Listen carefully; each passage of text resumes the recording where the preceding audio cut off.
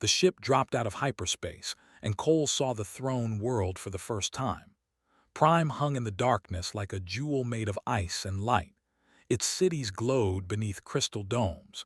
Its oceans shimmered with colors that had no names in human languages. It was beautiful in a way that made him feel very small. Was not an important man. He was a diplomatic, which meant he carried messages and smiled at aliens who looked down on him. Humanity had only been part of the ascendancy for 30 years. To species who lived for thousands of years, humans were still bobbies. Clever bobbies, perhaps, but bobbies all the same. His shuttle landed in a port made of white stone. Servants in flowing robes guided him through corridors that seemed to go on forever. The ceilings were so high that clouds formed near the top. Everything was designed to make visitors feel small, and it worked. The Court of Eternal Stars was the heart of the ascendancy. 100 species had gathered here tonight for a feast in honor of the Emperor's daughter, had been invited as a courtesy, nothing more. He was expected to stand in a corner, eat strange food, and not embarrass his species. He planned to do exactly that. The throne room was vast beyond imagination. Pillars of crystal rose from a floor that looked like frozen starlight. Thousands of beings filled the space, their bodies ranging from humanoid to things that hurt to look at. At the far end, on a throne carved from a single diamond, sat Emperor. The Emperor was old, not old like a human with wrinkled skin and gray hair, old like a mountain, old like a star. His people, they were among the first to achieve space travel. They had been building empires when humanity was still learning to use fire. Beside him sat Princess. Tried not to stare, but it was difficult. She was tall and slender with skin that shifted colors like oil on water. Her eyes were large and dark, holding depths that seemed to contain entire galaxies. She wore armor of woven light and a sword hung at her hip. She was not just beautiful, she was dangerous. He looked away quickly. Staring at royalty was rude in most cultures. Getting caught staring at the Emperor's only daughter would be worse than rude. It might be fatal. The feast began. Servants brought dishes that moved and dishes that sang and dishes that existed in more than 3 dimensions. Stuck to things that looked like fruit and tried to make polite conversation with a being made of crystallized sound. That was when he saw the servant. Something was wrong, could not say exactly what. The servant looked like all the others, dressed in the same flowing robes, moving with the same careful grace. But there was something in the way it walked, something in how its eyes kept moving to the princess. Had grown up on Earth, in a city where you learned to watch people or you did not survive long. His instincts were screaming at him now. Something was very wrong. The servant approached the princess with a tray holding a single chalice. Wine, probably, or whatever passed for wine among the. Reached for it without looking, her attention on a conversation with an ambassador from some distant world. Saw the chalice clearly for just a moment. The liquid inside was a deep purple, almost black, but at the edge where it touched the crystal, there was a thin line of green. He knew that green. Every human diplomat learned to recognize it. It was venom, one of the deadliest poisons in the galaxy. Colorless and odorless in most liquids, but in wine it left that faint green trace. The princess raised the chalice to her lips. Did not think he moved. His hand shot out and knocked the chalice from her grip. It shattered on the floor, and the wine hissed where it touched the stone, leaving black marks that smoked and bubbled. The entire throne room went silent. Every eye turned too. He stood there with his hand still extended, breathing hard, suddenly very aware that he had just touched royalty without permission. The servant screamed and changed. Its body twisted and flowed like water, revealing the thing beneath. An assassin, all blades and angles and hate. It lunged at the princess with claws extended. It never reached her. Guards materialized from nowhere, their weapons cutting the creature down before it could take another step. The assassin collapsed in a heap of twitching limbs, and then it was over. The Emperor rose from his throne. His voice filled the room without seeming to grow louder. "What is this?" Looked at the smoking marks on the floor, then at the dead assassin, then at her expression was unreadable. "This human saved my life, father." Whispers spread through the crowd like fire through dry grass. Wanted to disappear. He wanted to apologize and back away and pretend none of this had happened. But it was too late for that. An ancient in ceremonial robes stepped forward. "By the law of our ancestors, the right of debt has been invoked. This human is owed a boon by Her Highness." Held up his hands. "That's really not necessary. I just saw the poison and reacted. Anyone would have done the same." No one else had seen the poison. No one else had reacted. The room was very quiet. The Emperor smiled. It was not a kind smile. By ancient law, a male who saves the life of an unwed royal daughter has declared intent to court her. This is known. Felt the blood drain from his face. "I didn't declare anything. I just didn't want her to die." The Emperor ignored him. "There is only one path forward now. The challenge must be issued. If this human wishes to court my daughter, he must defeat her champion in single combat." "I don't wish to court anyone," said desperately. "This is a misunderstanding." "There is no misunderstanding." The Emperor's eyes were cold and satisfied. "There is only the law. Accept the challenge, human, or withdraw in disgrace and return to your insignificant world in shame." Looked around the room.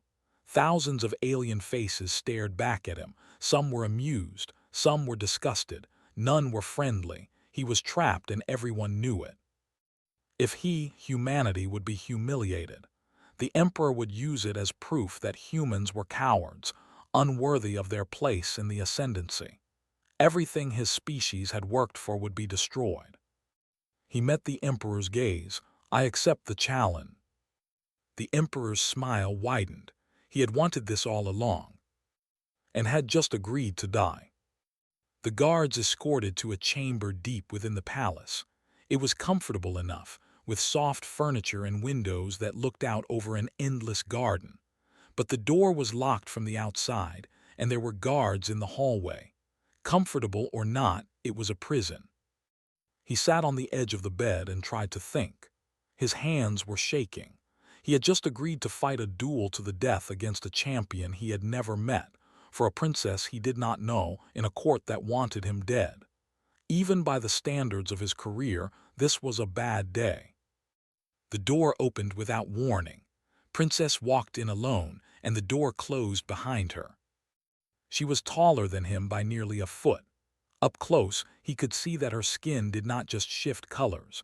It responded to her emotions, rippling with shades of blue and silver. Right now, the colors were dark and stormy. "You are either very brave or very stupid," she said. Her voice was like music, but the melody was sharp. "I have been asking myself the same question," admitted. She studied him the way a scientist might study a strange insect. "Why did you do it? The chalice. Why did you save me?" "Because you were about to drink poison." "That is what you did." I asked why. Shrugged. "I saw danger. I reacted. There was no deep reason behind it. I just did not want to watch someone die when I could stop it." Was silent for a long moment. Then she began to pace, her armor catching the light with every step. "You have put yourself in a very dangerous position, human. My father has wanted an excuse to move against your species for years. You have just given him one. I am beginning to understand that. The challenge is not a game, it is a death sentence." She stopped packing and faced him directly. "My champion is Lord Oran of the. He has fought in over 200 duels. He has won every single one. 19 of his opponents are dead. The others wished they were." Felt his stomach turn to ice. "That is a lot of victories." "He is 8 feet tall. He has 4 arms, each one stronger than your entire body. His reflexes are 10 times faster than yours. His scales can turn aside most blades. He has trained for 400 years in every form of combat known to the Ascendancy. His voice was flat, stating facts. You cannot beat him. No human could. Then why are you telling me this? She looked at him with something that might have been confusion. Because you saved my life. I owe you a debt even if you refuse to claim it, so I am offering you a way out. Raised an eyebrow, a way out. I have a ship, small, fast, untraceable. You could leave tonight before the challenge. I would spread word that you fell ill, some human weakness that prevents you from fighting. It would still be shameful, but you would live. It was a generous offer, more generous than he had expected from a princess of a species that looked down on humanity. He could take it. He could run away, return to Earth, and spend the rest of his life knowing that he had fled from a fight. No, he said. His colors flickered with surprise. No, did you not hear what I said? Oran will kill you. It will not even be difficult for him. I heard you, stood up and walked to the window. The garden outside was filled with flowers that glowed in the darkness, their light soft and beautiful. Your father set this trap because he wants humanity to fail. If I run, he wins. He will use my cowardice as proof that humans are not worthy of respect. Everything my people have built in this galaxy will be destroyed. And if you die, then at least I tried. At least I stood up instead of running away. Was quiet for a long time. When she spoke again, her voice was different, softer. You are not what I expected. What did you expect? Begging, excuses, perhaps an attempt to bargain for your life. She moved to stand beside him at the window, her reflection joining his in the glass. My father has invited many humans to court over the years. They all behaved the same way, nervous, eager to please, terrified of offending anyone. They were probably smart, said. I have never been accused of being smart. A small smile touched her lips. It changed her entire face. You saved my life without thinking. You accepted a death sentence without hesitation. And now you refuse to escape even when escape is offered. What kind of creature are you? Looked at his own reflection. He saw a tired man with graying hair and old scars on his hands. Not a warrior, not a hero, just a human who had made one too many stupid decisions. I am exactly what I look like, he said. Nothing special, just stubborn. Laughed. It was a genuine laugh, surprised out of her against her will. Stubborn. Yes, I suppose that is a word for it. She moved toward the door, then paused. The challenge is in 3 days. You will be given access to the training grounds tomorrow. Oran will train in public, as is tradition. You may watch him if you wish. I will, thank you. She looked back at him one more time. Her colors had shifted to something warmer now, shades of amber and gold. I have ruled out stupid, she said, but I am still deciding on brave. Then she was gone and was alone again. He returned to the window and stared out at the garden.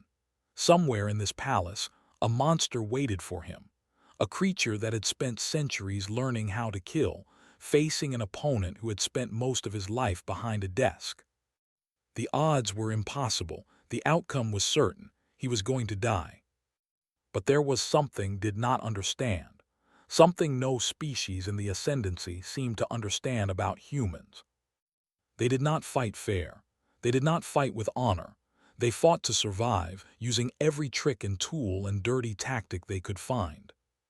Smiled grimly at his reflection. He had 3 days to find a way to kill a god. He had better get started. The training grounds were ancient. Pillars of carved stone surrounded a circular arena covered in sand. Marks on the walls showed where weapons had struck over thousands of years. Blood had been spilled here. Lives had ended here. Soon would add his own blood to that history. But not today. Today he watched.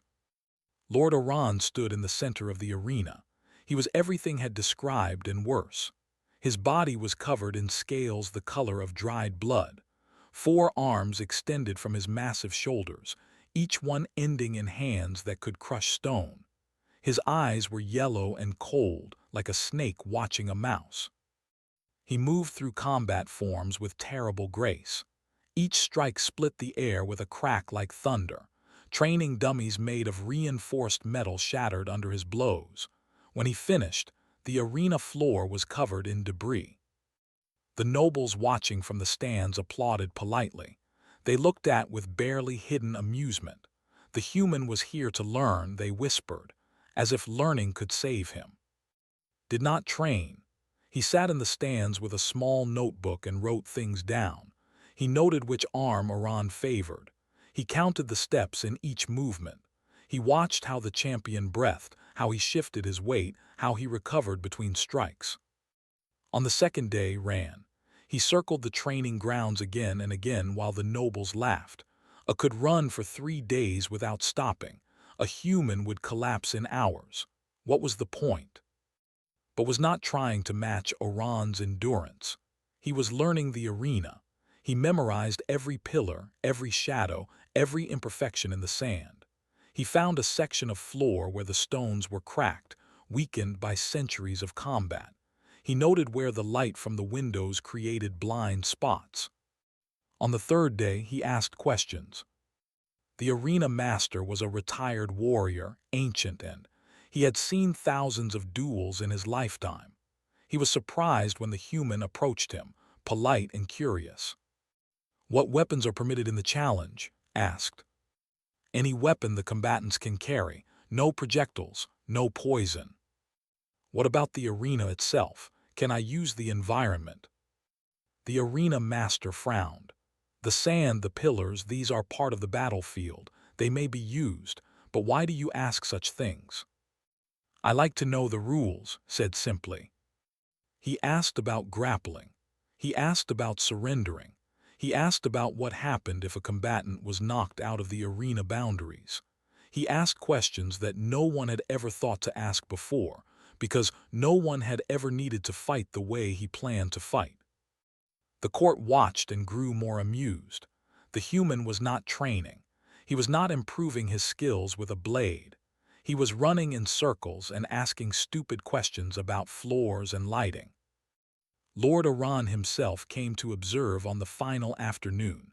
He towered over, his 4 arms crossed over his chest. When he spoke, his voice was like rocks grinding together. "You are the human." "I am." "You do not train with weapons." "No." "You do not practice combat forms." "No." Iran's yellow eyes narrowed. "Then how do you expect to fight me?" Looked up at the massive warrior. He had to crane his neck to meet those cold eyes. "I expect to fight you the human way." "And what way is that?" Smiled. It was not a pleasant smile. "You will find out tomorrow." Iran studied him for a long moment. Then he made a sound that might have been laughter. "I have killed 19 challengers, human. Warriors from a dozen species, trained since birth for combat. You are nothing. A soft creature from a soft world. Tomorrow will not be a fight. It will be an execution."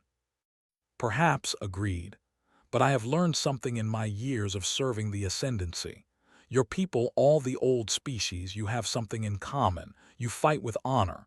You follow traditions. You do what is expected. That is the way of civilized beings." "Yes," nodded slowly. "But humans are not civilized. Not really. We pretend to be. We wear nice clothes and use polite words.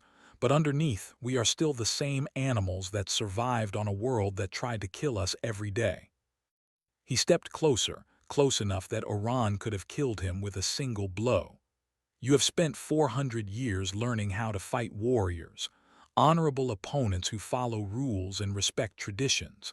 But you have never fought something like me, something that does not care about honor, something that only cares about survival." Iran's scales rippled with something that might have been uncertainty, just for a moment. Then it was gone, replaced by cold contempt. "Pretty words, they will not save you." "No," agreed. "But they were not meant to save me. They were meant to make you think." He walked away, leaving the champion standing alone in the arena. He could feel those yellow eyes on his back, calculating, reassessing. Good, let him think, let him wonder. Uncertainty was a weapon too. That night came to his chamber again. Her colors were troubled, shifting between blues and grays. "Tomorrow you will die," she said. It was not a question. "Maybe," replied. He was sitting on the bed, his eyes closed, his breathing slow and steady. "But probably not the way everyone expects. Oran told me what you said, about humans not being civilized. It is true." She sat beside him, closer than before. "My people have watched humanity for 30 years. We have studied your history, your wars, your rise from savagery to space travel. Do you know what we concluded? That we are dangerous. That you are impossible." Her voice held something like wonder. "Your world should have killed you. Your species should have gone extinct 100 times over. But you survived. Every disaster, every extinction event, every threat that would have ended any other species. You survived and grew stronger." Opened his eyes. "That is what we do. We survive, we adapt, we refuse to stay dead. And tomorrow, in the arena." He met her gaze steadily. "Tomorrow, your champion is going to learn why the galaxy should be afraid of humanity. Not because we are strong, not because we are fast, but because we never, ever give up." Stared at him for a long moment. Then she stood and moved toward the door. Before she left, she looked back one final time. "I hope you are right, Cole. I truly do." The door closed behind her. Returned to his meditation, his breathing slow and steady. Tomorrow he would face a monster. Tomorrow he would probably die. But if he was going to die, he was going to make it count. The galaxy was about to learn what humans were really made of. The arena was full. Every seat was taken. Nobles from 100 worlds had come to watch the human die. They placed bets and laughed and sipped drinks while waiting for the execution to begin. The odds against were so high that betting on him was considered a joke. Stood at one end of the arena. He wore simple clothes, nothing that would slow him down. In his hands he held a standard sword, the same kind given to every challenger. It felt heavy and awkward. He was not a swordsman. He had never been a swordsman. At the other end stood Oran. The champion wore ceremonial armor that gleamed in the light. 4 swords rested in his 4 hands, each one perfectly balanced for his fighting style. He looked like a god of war come to earth. The emperor sat in a raised box, the princess beside him. Colors were muted, her face carefully blank. Only her eyes showed any emotion, and only if you knew where to look. A gong sounded. The challenge had begun. Oran moved first. He crossed the distance between them in 3 steps, his blades cutting through the air in patterns too fast for human eyes to follow. Did not try to block. He threw himself sideways, rolling through the sand, feeling the wind of the blades passing inches from his skin. He came up running. The crowd jeered. The human was fleeing, coward, weakling. This was what they had expected. Oran pursued, his longer legs eating up the distance. His first blade caught across the ribs, opening a shallow cut that immediately began to bleed. The human stumbled but kept running, ducking behind a pillar. The champion circled. "You cannot hide forever." "Not trying to hide," gasped, "just moving." He burst from cover, sprinting for the next pillar. Oran intercepted him, blades flashing. Felt fire across his left arm as another cut opened. He threw sand in the champion's face and kept running. More jeering from the crowd. Throwing sand, how shameful, how dishonorable. But Oran paused to clear his eyes, and that gave 3 seconds. He used them to reach the section of floor he had noticed during his observation. The cracked tiles, the weakened stone. He stopped running. Oran approached more carefully now. His yellow eyes were wary. The human had stopped. Why had the human stopped? "Finally ready to die with dignity?" the champion asked. "No," adjusted his grip on his sword. Blood dripped from his wounds onto the sand. "I am ready to fight." Oran attacked. All 4 blades came in simultaneously, a pattern designed to overwhelm any defense. There was no way to block, no way to dodge, no way to survive. Did not try to block. He dropped flat, letting the blades pass over him. Then he drove his sword into the cracked tile at Oran's feet. The ancient stone shattered. Oran's right leg plunged through the floor up to the knee. For one heartbeat, he was off balance, his arms windmilling for stability. Exploded upward. He was not fast like the champion. He was not strong like the champion. But in that moment, with adrenaline flooding his system and survival instinct overriding everything else, he moved with the desperate speed of a prey animal that had become a predator. He did not aim for the armored chest. He did not aim for the scaled arms. He aimed for the eyes. His fist connected. His other hand grabbed one of the champion's swords and twisted. His knee drove into the joint where leg met hip. Oran roared and tore himself free of the broken floor. One arm swung wildly, catching across the chest and sending him flying. He crashed into a pillar and felt ribs crack. But the champion was bleeding. One eye was swollen shut. His right leg moved with a slight limp. Pulled himself to his feet. His left arm was not working properly. His vision was blurring at the edges, but he was still standing. "What are you?" Oran demanded. Human spat blood onto the sand. "We do not give up." He charged. The fight that followed was not beautiful. It was not elegant. It was two creatures trying to destroy each other by any means necessary. Used pillars as shields. He threw sand and debris.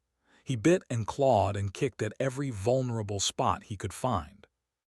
Oran landed devastating blows. He shattered his left arm completely. He opened cuts across his back and chest and legs. By all rights, the human should have been dead 10 times over. But would not stay down.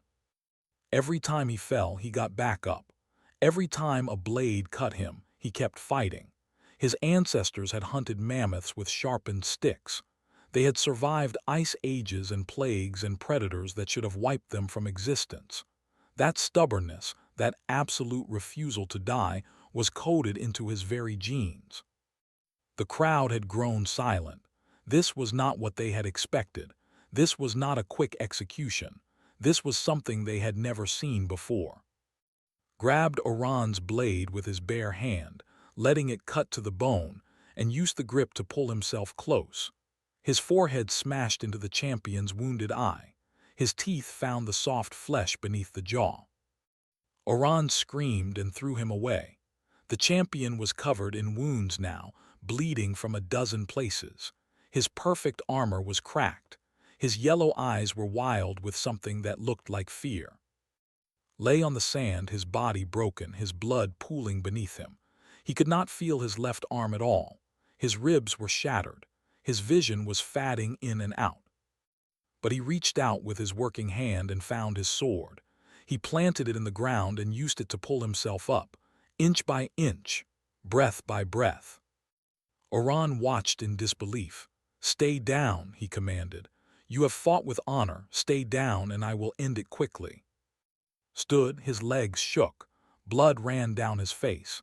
He raised his sword in his one working hand. "No," he said. He attacked. The champion tried to defend, but his movements were slower now. The wounds had taken their toll. His blades met sword, knocked it aside, and opened another cut across his chest. Kept coming.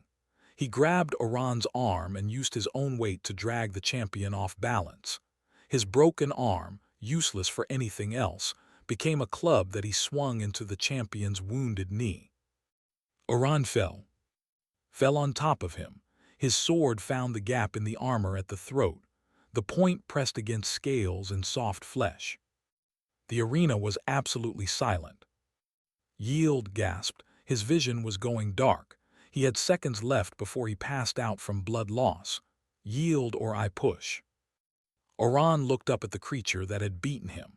The broken, bleeding, dying human who had refused to accept the impossible.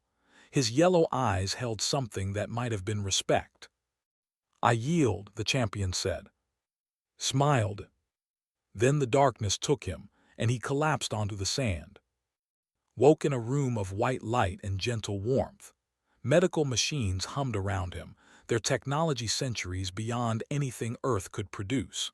His body felt strange, distant, wrapped in something that dulled all pain. He was alive, that was surprising. "You have been unconscious for 3 days," a voice said. He turned his head slowly, sat beside his bed, her colors shifting through shades of soft gold and silver. She looked tired in a way that had nothing to do with physical exhaustion. 3 days, repeated. His voice came out as a croak. "The healers were not certain you would survive. Your injuries were." She paused, searching for words. They had never seen anything like it. A body that damaged should not have been capable of movement, and yet you fought for nearly an hour. "Humans are stubborn." "Yes," a small smile touched her lips. "I am beginning to understand that." She helped him drink some water, her hands surprisingly gentle for a warrior princess. When he had finished, she sat back and studied him with those galaxy-deep eyes. "The court is in chaos," she said. "No one knows what to do. By every law of the challenge, you have won. You defeated my champion in single combat. My father cannot deny it, no matter how much he wishes to." Closed his eyes. The memory of the fight was coming back in fragments, blood and pain and the absolute certainty that he was going to die. But he had not died. He had won. "What happens now?" he asked. "Now comes the claiming." His voice was carefully neutral. "By ancient tradition, the victor of the challenge may claim the prize. In this case, that means me." Opened his eyes. He looked at the princess, at her beautiful shifting skin and her warrior's posture and the depths of intelligence in her gaze. She was not afraid. She was not upset. She was simply waiting to see what he would do. He thought about what claiming her would mean. Political power beyond imagination. An alliance between humanity and one of the oldest families in the galaxy. A wife who could probably kill him with her bare hands, but who had shown him kindness when she did not have to. It was tempting. He would be lying if he said it was not tempting. "Help me up," he said. Frowned but did as he asked. She supported him as he swung his legs off the bed and stood on shaking limbs. The medical machines protested, but he ignored them. "Where are we going?" she asked. "The throne room. I need to speak to your father." The walk took forever, had to lean on with every step, his body screaming in protest. But he refused to be carried. He refused to appear weak. Not now, not when it mattered most. The throne room fell silent when they entered. The entire court had gathered, waiting to see what the human victor would do. The emperor sat on his diamond throne, his face a mask of barely controlled rage. Walked to the center of the room, tried to support him, but he gently pushed her away. He stood alone before the assembled might of the ascendancy, a broken human in medical wrappings, and he did not bow. "You have won the challenge," the emperor said. The words seemed to physically pain him. "By ancient law, you may claim your prize. My daughter is yours." Looked at, she stood straight and proud, ready to accept whatever came next. She was a princess of a species that ruled galaxies. She had been trained since birth to be a bargaining chip, a prize for whoever proved strong enough to claim her. She deserved better than that. "No," said. The court erupted in whispers. The emperor's eyes widened. Colors flickered with surprise. "No," the emperor repeated. "I did not fight the challenge to claim anyone," raised his voice so everyone could hear. "I fought because you wanted humanity to be humiliated. You wanted us to fail, to give you an excuse to push us out of the ascendancy. I was not going to let that happen." He turned to face directly. "Your Highness, I release you from any obligation. You are not a trophy, you are not a prize to be won. You owe me nothing." The silence that followed was absolute. No one moved, no one breathed. Then laughed. It was not a mocking laugh or a bitter laugh. It was a sound of genuine joy, surprised out of her against her will. Her colors burst into brilliant shades of gold and pink and white. "You impossible creature," she said. "Do you have any idea what you have just done?" "Probably something stupid," admitted. She walked toward him, her steps slow and deliberate. The court watched in fascination as the Princess of the Ascendancy approached the broken human warrior. "For 300 years I have watched challengers come and go," she said. "Warriors from a dozen species, all of them fighting for the right to claim me. They saw me as a prize, a stepping stone to power, a possession to be owned." She stopped in front of him, close enough to touch. "You defeated my champion. You earned the right to claim me, and you refused, not because you do not want me, but because you do not believe I should be claimed at all." Met her eyes. "No one should be claimed, not you, not anyone." Turned to face the court. Her voice rang out clear and strong. "My father offered me as a prize. The challenge was satisfied, but what I do now is my own choice made of my own free will." She looked at the Emperor and her gaze was steel. "I am not claimed, but I choose." She took his hand in hers. The Emperor rose from his throne, his face purple with rage. "This is unacceptable. This violates every tradition." "It violates nothing." His voice cut through his protests like a blade. "The law required a challenge. The challenge was fought and won. What happens after is not covered by law, it is covered by choice." She smiled and her colors were brighter than he had ever seen them. "I have watched humanity for 30 years, wondering if your species would ever produce someone worth standing beside. Someone who sees people as people, not prizes. Someone who fights for what is right, not what is easy." Her hand tightened on his. "I found him." The court erupted in chaos. Nobles shouted and argued. The Emperor raged on his throne, but none of it mattered. Looked at the princess who had chosen him. His body was broken.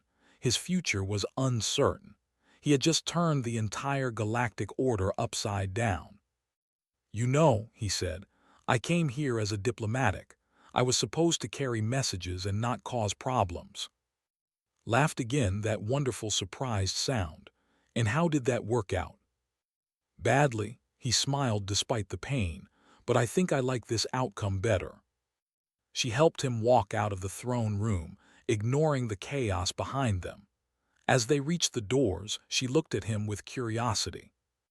"I want to see your world," she said. "Earth, the place that produces creatures like you.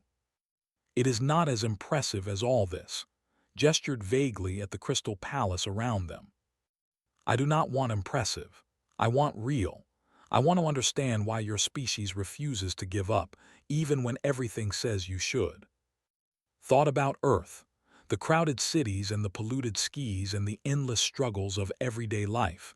It was not paradise. It was not perfect, but it was home. "It is beautiful," he said finally, "in its own way, and it made us who we are." Squeezed his hand. "Then I cannot wait to see it." They walked out together, the broken human and the princess who had chosen him. Behind them, the old order crumbled. Ahead of them, a new dawn was breaking. The galaxy would never be the same. And that thought was exactly as it should be.